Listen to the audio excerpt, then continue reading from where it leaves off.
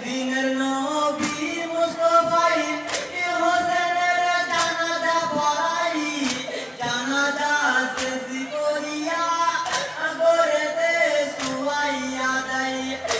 আলিয়ার দিনের নবী দুজনে পড়ে কালেমা কারবালাই করিল শহীদ পাকিসি মরে কমিনা ফাতেমারে লালে হোসেনা সরে সোনারে মদিনা কারবালাই করিল শহীদ পাকিসি মরে কমিনা منها خلقناكم وفيها نعيدكم ومنها نخرجكم تارة أخرى বলে দুই হাতে